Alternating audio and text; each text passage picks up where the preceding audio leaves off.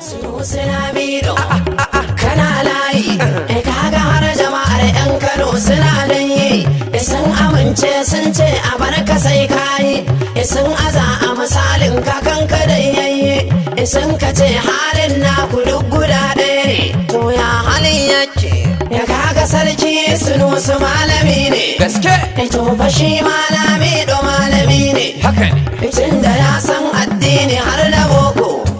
banda wannan sai me sake Sunusi mun san shi jarumi ne na'am a bashi tsoro ko da mutum da jinnu haka ne ka ji mai waka cikin salon waka in ka duba Lamido bashi tsoro ne rashi na tsoro zai kai shi har ga sarki ne idan sarakai mun san su ba su shayi ne ku ja mu yan amshi